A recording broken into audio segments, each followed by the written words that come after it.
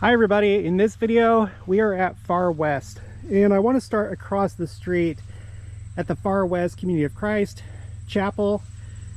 I don't know if you've been here before, let me know in the comments below. But we're going to look at this, then we're going to cross the street and go look at the temple site. But I think it's worth coming over here if you come visit Far West, just because they have a few signs over here with some additional information. Here's, like, I guess the old sign, Far West Congregation, the Restoration Trail. I don't know if that's like a series of historic markers or what that is. I might have to look that up. And then you have the old symbol or logo or whatever you want to call it, the Reorganized Church of Jesus Christ of Latter-day Saints. And they also have one up here above the door. Oh wait, what's this? In memory of Louis Wayne Daines. Must be some prominent member of their congregation, maybe a bishop or whatever they have. But yeah, they still have their old symbol. And you see that with a lot of their buildings, including the auditorium, which is their conference center. So I just barely came from Kingston, which is about 15 minutes from here. I just learned, and that should be the last video that I published.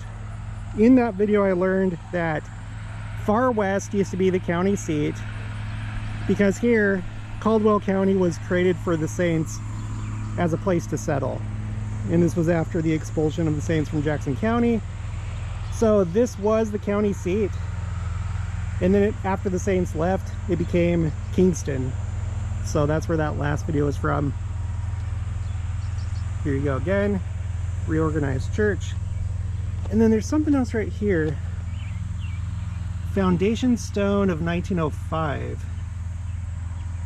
I don't know what that means. Like foundation stone of like an old chapel that they had here, or was it like discovered in 1905 and it was like a foundation stone for over there? I don't think so, because I think you only have the 4 cornerstones and that's it. I don't know. I'm probably gonna have to look that up. But anyway, you can see it's just beautiful country around here. And as we were thinking about leaving Kansas and moving to Missouri, I was strongly considering the Far West area. I just felt kind of a pull, and I still do. I don't know if we're going to end up living here or not. When I look at my family history, I do have relatives that lived here, so maybe that's why. I never had anybody in my family that lived in Jackson County or Clay County, to my knowledge, or anywhere else. But here, and also in Daviess County, that's where my family was. Okay, so they have this, welcome to Far West historic site, and then there's a map. If you want, you can pause and look at this, but you can see the temple site right there. Edward Partridge Bishop Office. Earlier today I did another video where there was some land in Kansas City that Edward Partridge owned. I don't think that he lived there, but he owned some land at this place I took a video at. Him and General Donovan, or Alexander Donovan. So you might want to go check out that video if you missed it. But then, let's see, you got Hiram Smith up here, lots 2 and 3, Joseph Smith, 1-4, 9 through 12, Sidney Rigdon. I thought there was another, yeah, right here. Wamsley Hotel, Music's Tavern, Joseph and Lucy Smith Tavern. I think this is the tavern that Joseph Smith owned, where his child kept getting sick, and then he would bless the child would get better, but then get sick again. And then he asked the Lord, you know, what's going on here? And it was revealed that it was Satan that was doing it, and Satan appeared and said, you have no right here. This is my land, or this is my place. So I'll put the link, or I'll put the quote for that in the description box below.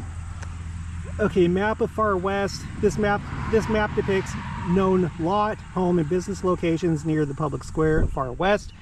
The overall town plat was many times larger. In 1837, the community was expanded from 1 mile square to 2 miles to a side. Source documentation for this map may be found in an index to early Caldwell County, Missouri land records, Independence, Missouri, Missouri Mormon Frontier Foundation, 2002. Okay, and then let's go over here. Far West site. In 1838, less than 2 years after the town's founding, followers of Joseph Smith had transformed this prairie wilderness into a thriving community with more than 150 houses, 8 storefronts, 6 blacksmith shops, 2 hotels, and a printing office. Plans were made to build a temple on the public square, which is again just right over there. Far West became home to some 5,000 church members, with thousands more living in surrounding Caldwell County. Cultural differences led to a tension between members and non-members in this area, which escalated into the quote-unquote Mormon War. According to Lucy Mack Smith, mother of Joseph, members were all driven into, or quote, were all driven into Far West from the country, and there was more than an acre of land in front of our house that was covered with beds laying in the open sun where men, women, and children were compelled to sleep in all weather, for these were the last who had got into the city, and all the houses were so full that there was no room for them, end quote. By the spring of 1839, following the siege at Far West and the arrest of church leaders, the town was abandoned and quickly reverted to farmland. Many moved to Illinois, stopping first at Quincy and then continuing to Nauvoo. And then, like I said, as I just learned just before coming here, after that, that's when the county seat was moved to Kingston, and it still is to this day. Okay, so now let's go ahead and we'll cross the street. Yeah, I always like to look at Community of Christ sites and Restoration branch sites and stuff like that, because there are theological cousins, and they still have artifacts and maybe a little bit of land that the church would be interested in, although not so much after last year when we got the Kirtland Temple and the Nauvoo sites. Okay, and then another thing, if you come here, make sure to go to this store. It's the Far West Historical Society and Store. It's basically like a Deseret book of sorts. They have souvenirs, they have books. There's other things too. I can't remember what they said, but I met the owner and also a manager that worked there. There's some research that you can do. They have documents that you can look through, see if you have any family members that lived here at Far West. But you might also want to go over there not just for the store, but for the Charles C. Rich cabin. Elder Charles C. Rich was a member of the Quorum of the 12, and this cabin is one of the only, well, it is the only structure to have survived the to today. And I can't remember the whole story. It didn't completely survive. They had to restore it and kind of rebuild parts of it, but it's the only thing that really stuck around, at least parts of it, aside from the cornerstones over here.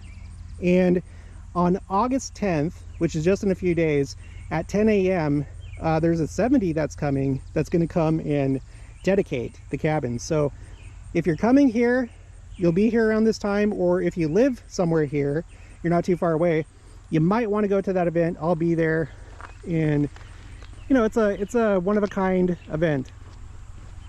Okay, now over here you can see the church's sign for the Far West Temple site, and I'm sure at some point they're going to update it. It still has the old, whatever you would call it, church symbol.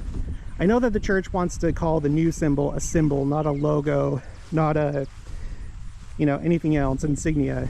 So I'm just going to say this still has the old church symbol from like the 80s, 90s, however long it was in use. When you go to Adamantiaman and some of the other places, they've updated it. So, you know, maybe they kind of like take turns like updating places, but hopefully they'll take care of this soon. I would like to see that. But it is still nice to see the old symbol. Okay, over there they have some bathrooms, so you don't need to worry about that when you come here. There's also like a picnic area with a number of picnic tables. And let's just go over here to the cornerstones and the monoliths. Excuse me. So there's a lot of wildfire smoke today. From what I read, it's mostly Canadian wildfire smoke, and it's been pretty thick. It really has. I mentioned in the other video that usually from certain points in the city you can see downtown Kansas City from Independence, and from those sites today you could barely see the silhouettes of downtown, the downtown buildings. Okay, so this is where the temple would have been built, and you have the four corners with cornerstones that are protected by these glass cases. So here's one of the cornerstones. Excuse me. And then it's open at the bottom. I'm not exactly sure why. If you have any ideas as to why they would have done that, let me know. Maybe it's like a pressure thing, because you have to have like you have to let the air in there expand and contract, so maybe it's something like that. Okay, this cornerstone was laid in representation of the high priesthood. Excuse me. Back in those days, I think that meant, I can't remember. You would think that the high priesthood is the Melchizedek priesthood, but I think that's actually referring to the quorum of the 12. All right, this says, a short distance to the west of this site, Joseph F. Smith, the son of Hiram and Mary Smith, was born on November 13th, 1838. He became the 6th president of the Church of Jesus Christ of Latter-day Saints. Okay, let's go over here. This is one of the must-see places if you come to Missouri. I'm trying to get all the small places, but this is a must-see if you come here. Prophecy fulfilled. On July 8th, 1838, a revelation was given to Joseph Smith concerning a future mission of the 12 apostles beyond the seas. The date of their departure, April 26, 1839, was set, and they were to leave from this spot. This prophecy was fulfilled despite the efforts of the enemies of the church to prevent the meeting that was held on this site agreeable to the prophecy. That's pretty interesting. I need to research that and see if I can get any quotes in regards to that. Okay, this cornerstone was laid in representation of the first presidency. Okay, so here's another cornerstone. I do believe that we're going to see the day, and I wouldn't be surprised if it's in our lifetimes, when this temple is built, you guys. The first great missionary call across the waters given to members of the 12 apostles in this day. From a revelation to and prophecy by Joseph Smith. Here, you can pause and read this if you like. Let's look at the next one. Far west, a consecrated and holy land. From a revelation to Joseph Smith. You can pause and read that. And then pause and read that.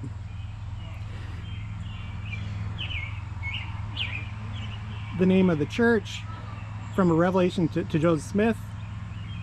And here's another scripture. Pause and read. And then finally, the law of tithing, from a revelation to Joseph Smith. So yeah, there were some really important things that happened here. And if you didn't know, this was headquarters of the church. for a time. There have been 7 church headquarters, and this is one of them. Let's go over here, look at these other cornerstones.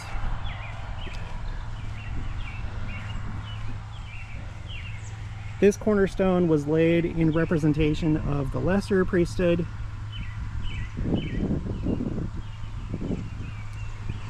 And then over there you can see the picnic areas. And me and my family have eaten there a few times. It's really nice. Looks like we have another family that's here. Okay, 2 more. Early growth and one-time size of Far West. Caldwell County in 1836 was a wilderness. By the spring of 1838, the population was more than 5,000, of which more than 4,900 were Latter-day Saints, with the greater concentration at Far West, which by this time had 150 houses. 4 dry goods stores, 3 family groceries, half a dozen blacksmith shops, a printing establishment, and 2 hotels. A large and comfortable schoolhouse had been built in 1836 and served also as a church and courthouse. Let's see, History of Caldwell County, Williams, pages 120 to 121. Far West was the county seat of Caldwell County. Yep, okay. And let's go to this final cornerstone over here. This cornerstone was laid in representation of the High Council, Quorum of the 12. Okay, so I was wrong. Okay. Sorry, I can't remember everything, you guys. So, Quorum of the 12, this corner. You go to the opposite corner, that's for the first presidency. And then you have the high priesthood, so like the Melchizedek priesthood, and then on this side, you have the Aaronic priesthood. Let's go ahead and walk this way. You have a little opening over here in the fence, I guess just to more easily access the picnic area. You have this sidewalk that wraps around over here, and then in addition to that, you have a really pretty view of the countryside. And right now you have all those bales of hay. So I don't know like how long it's going to be until the temple is built. One thing that's happened recently, I think it was just this year, is the Far West stake has divided into 2. So there has been growth. Now it's the Far West stake and then the Grand River stake. Grand River would include Adamondiaman, and then I'm not sure about the rest of the boundaries, but so now there's 2 stakes. Grand River is the river that flows through Adamondiaman. But I don't know, not only that, but there's been a couple other stakes that have been created in the Kansas City area. So I don't know, but maybe if things continue at this pace, maybe we'll see it sooner than later. Okay, so I ran out of battery. I don't remember what I was just talking about. I knew I was pushing my luck because I've been using that battery all day. I've gone to a few different sites. This is going to be the last one of the day. But I hope if you haven't been here that you'll be able to come here and also go see the Far West Country Store and the Charles C. Rich Cabin. Hope that you can make it to the dedication if that's possible. And I'll talk to you guys later.